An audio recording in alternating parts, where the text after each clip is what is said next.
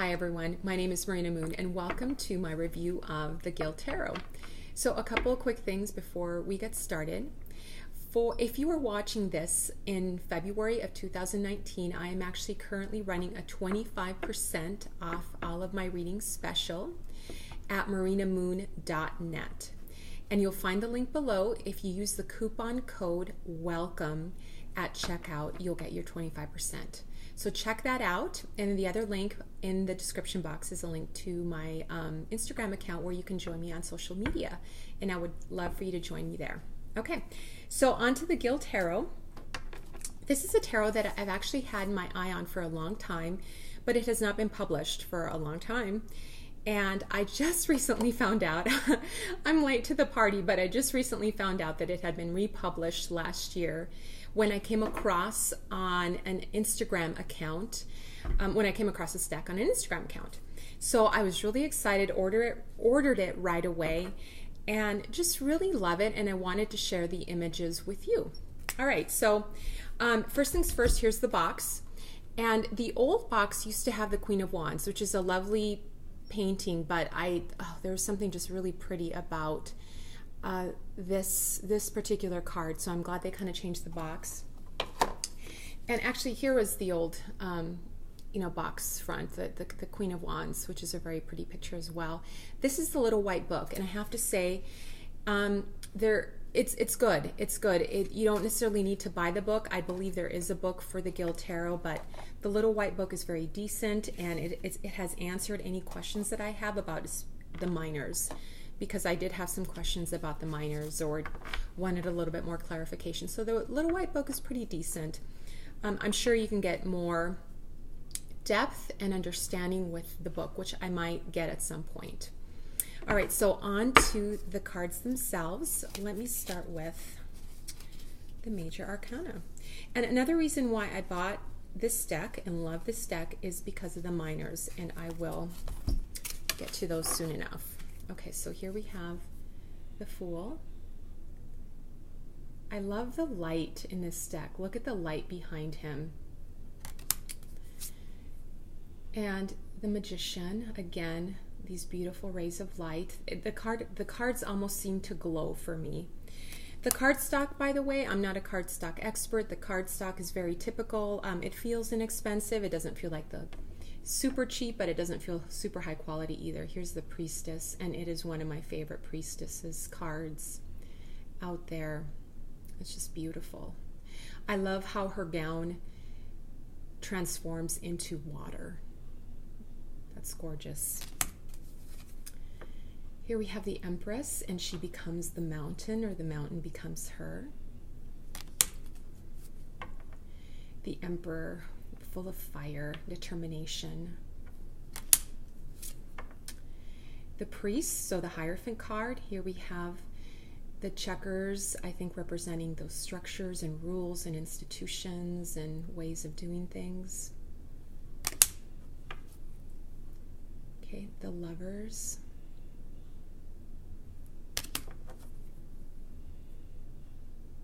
I thought it was interesting that the Chariot had one horse instead of the traditional two. So I noticed that. The Strength card. Oh, I love the Lion. I think this has to be my favorite Hermit card ever. Of all the Hermit cards and all the decks that I have, I love, love, love this card. The light, the colors. Oh, it's just so beautiful. The Wheel. Justice. You know, again with the squares, the balance, the scales. Look how her eyes are closed. The Hangman. This guy's kind of interesting. He reminds me of the Joker. And in the little white book, it talks about why his pants are different colors. But he just has the, it looks like the Fool upside down. And Death. You don't want to mess with him. I love the dark angel wings. I really like that a lot. Temperance. This card really brings to mind that combination of elements. So you get fire and water. You get an energy swirling all around the angel. That combination of elements is really coming through for me. The Tower.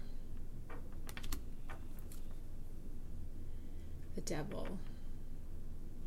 So, you know, what's interesting about this card is that he's or she is grasping for him. So when I looked at this card, I really got that feeling of desperation or obsession. You know, usually it's two people in chains kind of like lethargically looking away from each other. Here there's that, you know, that definitely that desperation and obsession that can come with addiction, which can be very much the Devil card. And the Star, and again, another one of my favorite stars. So the light is so beautiful. That guidance, those higher energies, and the moon is crying.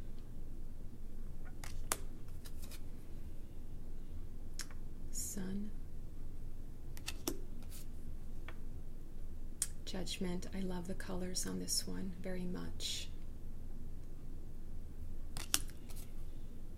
And the World card.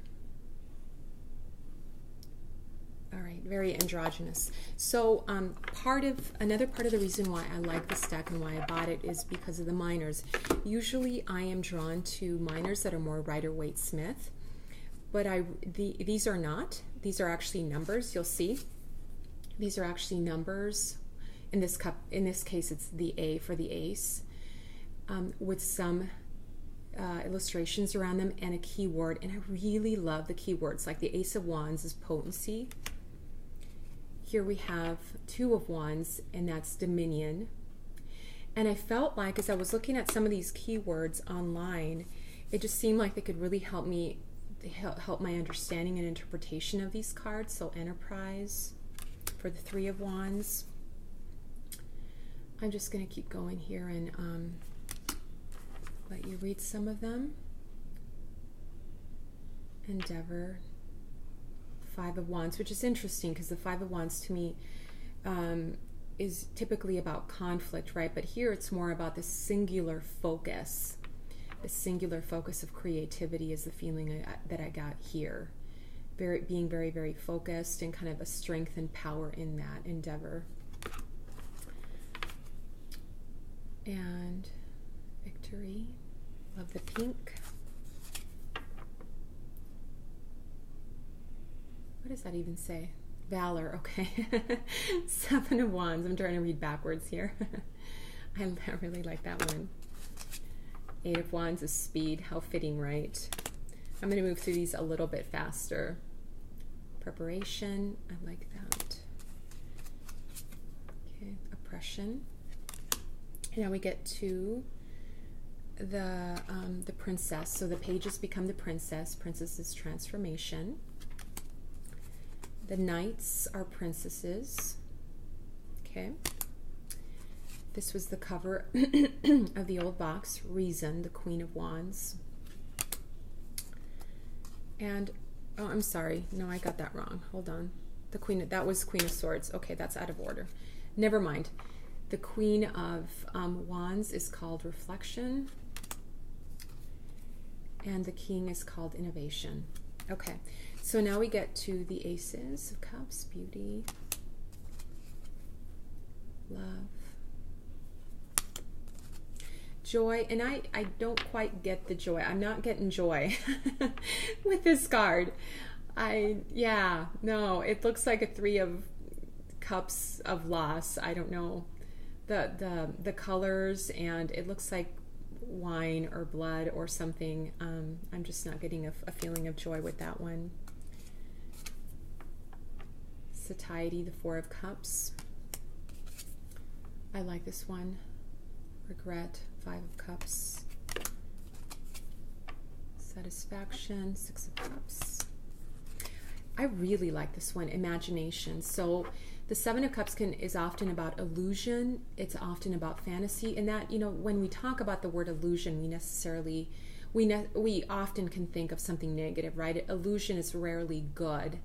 But here we have a more neutral word like imagination. So imagination, depending on how you use it, can be for good or for your detriments, right? So imagination and play and creativity, it serves a purpose. If you're trying to choose between two different things, let's imagine you going down this path and let's imagine you going down that path. We need our imagination, but if we are in imagination when we need to be in reality, then that's bad, right? So I like how it's more neutral. I really like that. So instability, the Eight of Cups, kind of moving away from something that no longer serves, no longer works. Content, Nine of Cups, the wish fulfillment card. Success.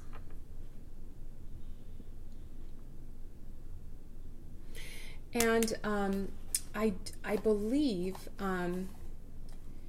boy, correct me if I'm wrong in the comments below, but I think this is a, I'm almost positive it's a Thoth, I never know how to say that, base deck. So it isn't Rider-Waite-Smith entirely. I mean, some of those, the system of the Thoth system and the Rider-Waite-Smith system do have a lot of overlap, but not all the cards will be the same. Not all the meanings will be the same. So I believe this is the Thoth-based system.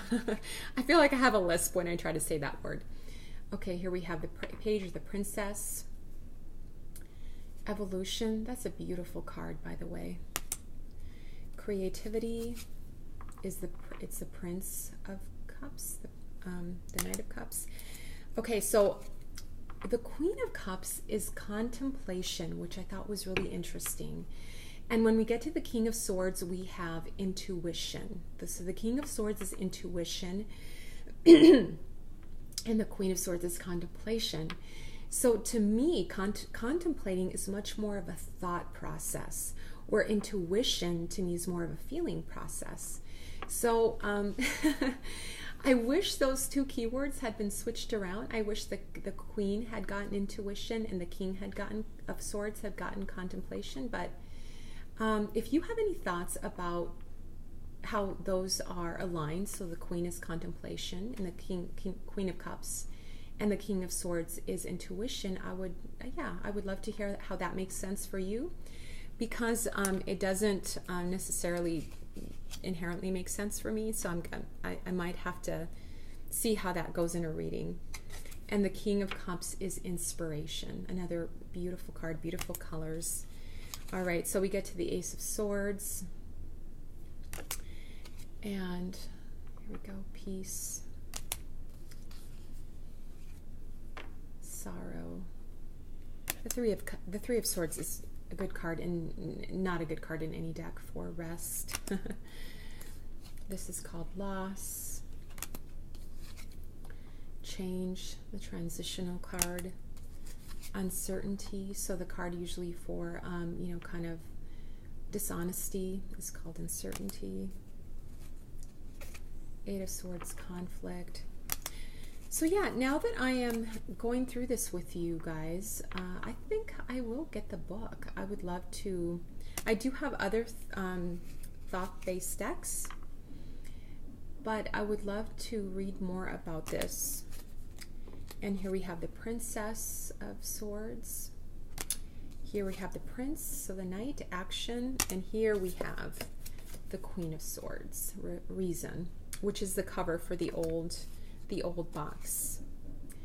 And the King, which is intuition. So here's that intuition card. So I thought that was really interesting. Wealth is the Ace of Pentacles. Unity. Gain. Really, really like these illustrations. Some of them are very simple, like this one, and some of them are more elaborate. Well-being. Delay, the Seven of Pentacles. You know, usually I think about this as patience, waiting. Here we have a definite message of not yet, not yet. Skill, the Eight of Pentacles. That's very Rider-Waite-Smith, kind of working on perfecting something, making it better.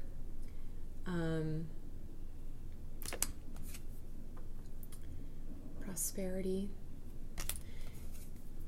And the Princess. I love these Court cards, excuse me.